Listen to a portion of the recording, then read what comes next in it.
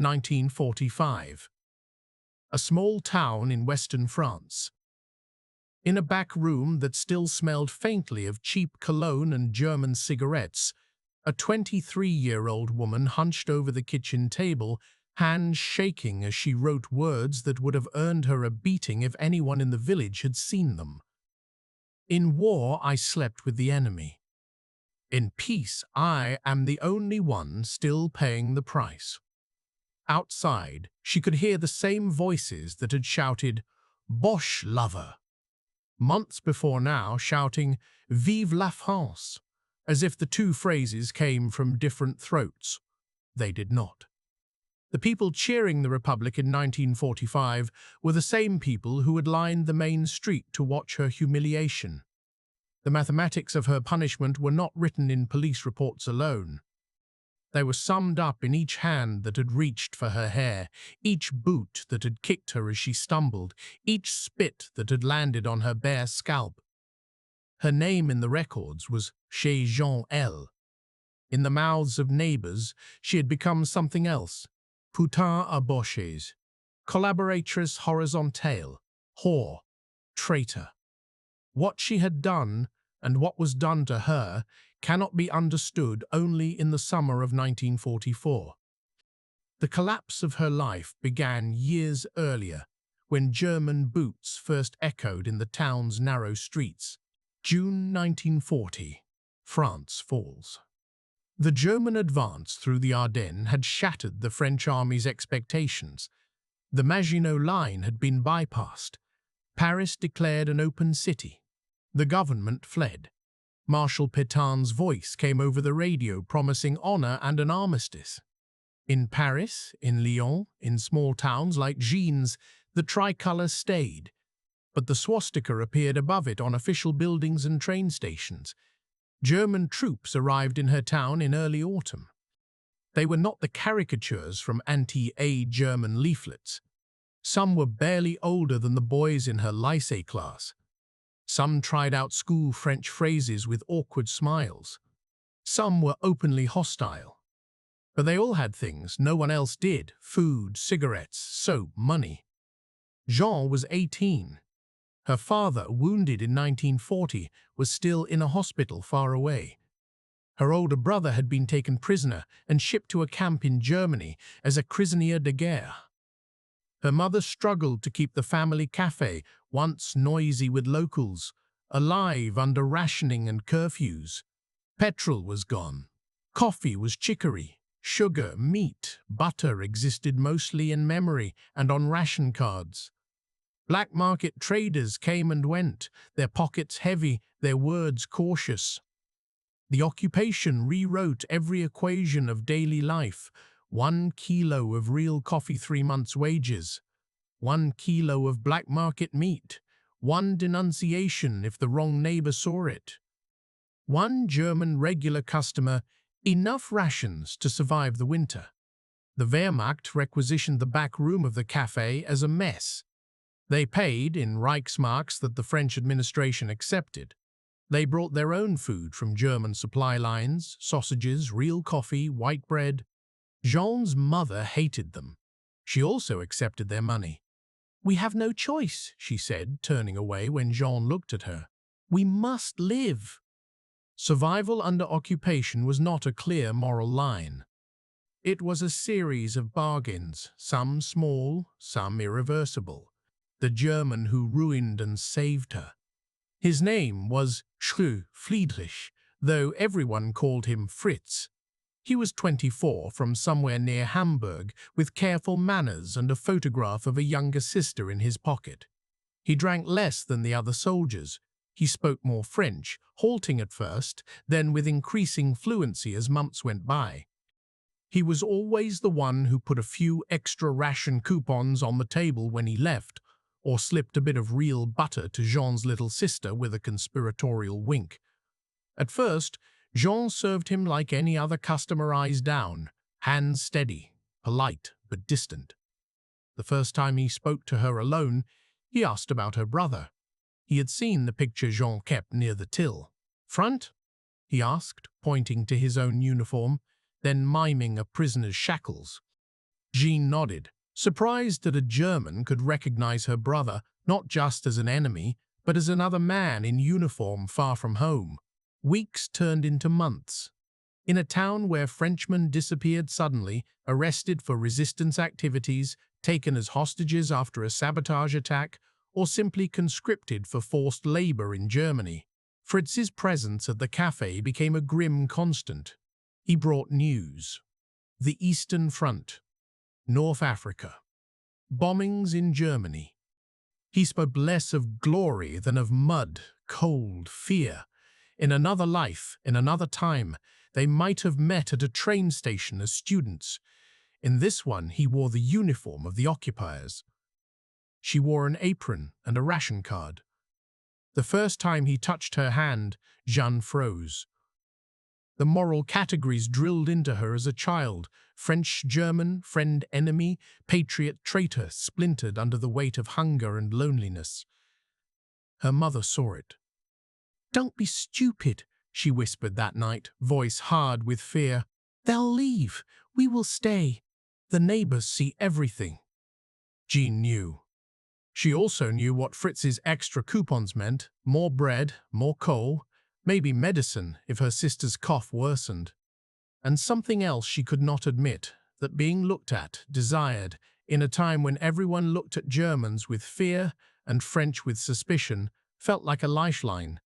When they first met secretly in the shuttered back room, the war was not absent. His boots were there, his pistol on the chair, his uniform on the floor.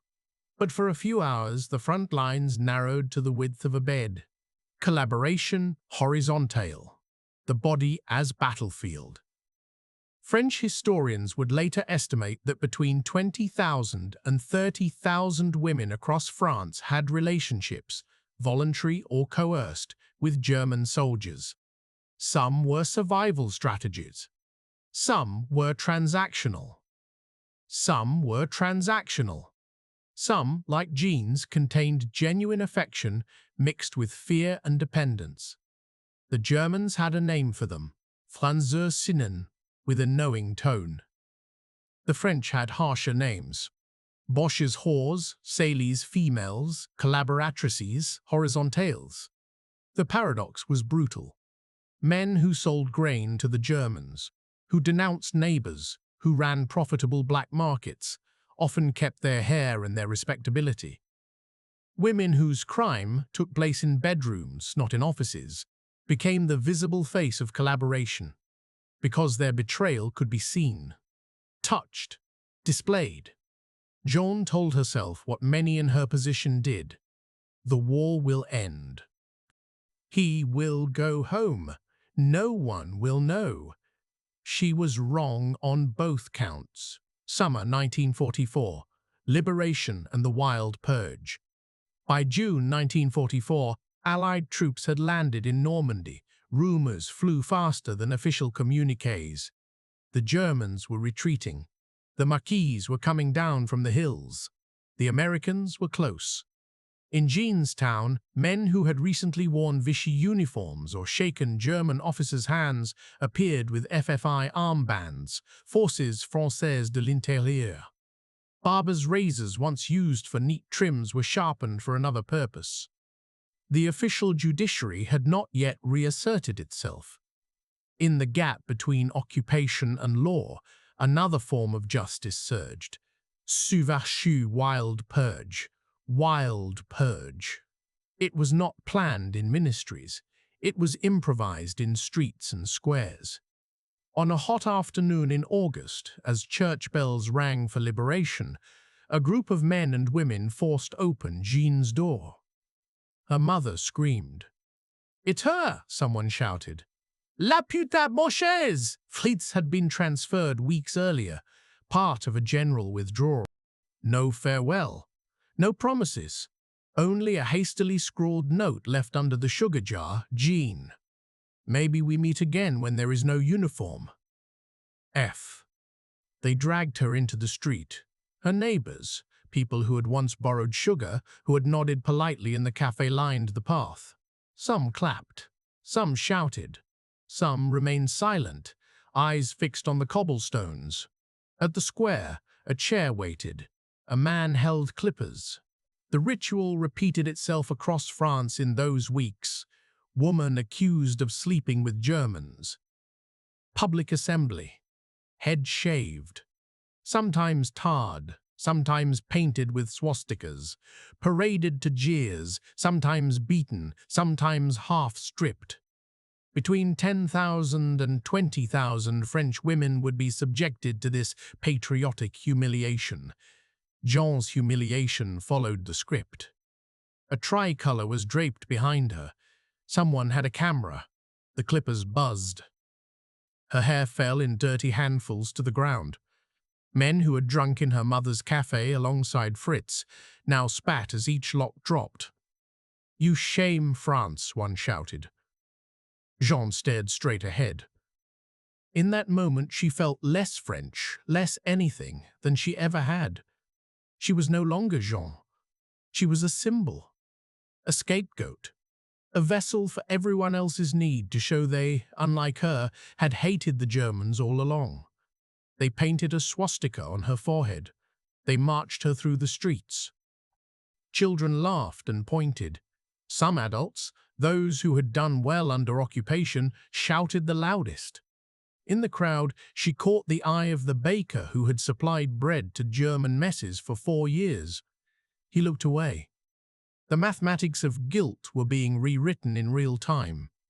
4 years of everyday compromises, cowardice, survival strategies, minor betrayals were too heavy to bear collectively. Better to concentrate them on the heads of a few shorn women. Official justice, unofficial amnesia.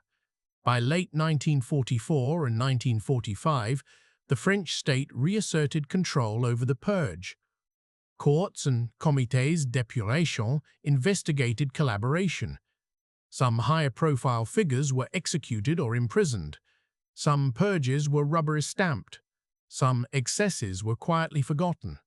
The numbers tell a story. Roughly 300,000 cases of alleged collaboration opened. Around 6,000 death sentences pronounced. About 800 to 1,000 actually carried out. Economic and administrative collaborators often negotiated their way back into respectability. They argued they had kept factories running, prevented worse atrocities, or simply obeyed orders. By 1947-48, the new political imperative was reconstruction, not endless settling of scores. The Cold War was beginning. Communist and Gaullist blocs vied for power. France needed experienced businessmen, engineers, administrators, even if some of them had worn Pétain's badge. Quietly, many were reintegrated. Men with ink on their hands went back to their offices. Women with shaved heads went home with their shame. Jean's punishment had no appeal process, no statute of limitations. Her hair grew back. The memory in the town did not fade. To older neighbors, she would always be that woman. Jobs were hard to find. Respectable families did not want her near their daughters. Once, at the market, a woman pulled her child closer and said loudly, "Not near her." The war had ended on paper. For Jean, it had simply changed uniforms. 1946 to 1950, living with a permanent sentence. In the late 1940s, France rebuilt. Marshall Plan aid flowed in from the United States. Factories repaired. Coal production increased. New apartment blocks rose on the edges of towns and cities. The Trente Glorieuses 30 years of growth were beginning. In schoolbooks and speeches, a new myth took shape, that France had been, above all, a nation of resistors. General de Gaulle spoke of Paris liberated by itself, liberated by its people with the help of the French armies. Reality had been more complicated. A minority of active resistors, a sizable number of collaborators in varying degrees, and a vast majority who tried to survive and waited to see who would win. But myths are not built to comfort the Jeans of history. In her town, plaques went up for Jeans of history. In her town, plaques went up for Jeans of far heroes of the resistance. No plaque marked the spot where she had been shorn. She took a job cleaning in a small factory outside town. The owner, too busy with orders, cared more about cheap, reliable labor than her past. She kept her eyes down. On the bus, she sat alone. Marriage prospects evaporated. Men might desire her in private. There is always a market for the stigmatized, but no one wanted to introduce the Bosch's whore to his parents. Her mother aged quickly, shoulders bent not just from work, but from the weight of being the mother of that woman. Sometimes, at night, Jean wrote in her notebook, "Not for publication, not for defense, for sanity." "The baker who fed whole regiments still sells bread," she wrote once. "The grocer who cheated on ration cards is now on the town council. The man who denounced Monsieur Bernard for listening to London radios sits in the front pew every Sunday. I loved one German. They love forgetting. Which of us is the worst collaborator?" She did not see herself as innocent. She knew that while Fritz's kindness to her coexisted with stories of what German units had done in the East, she knew her choice had hurt her mother, shamed her family, given real comfort to an occupier. But she also knew choices made under occupation were made inside a vice, hunger on one side, fear on the other. The story the town told about her had no room for that vice. In their version, she had simply chosen pleasure over patriotism, a convenient morality play. France moves on. She stays behind. By 1950, the war was officially history. Children studied it as dates and battles. Men argued in cafes about Indochina and Algeria instead. Films began to portray noble resistance and clear-cut villains.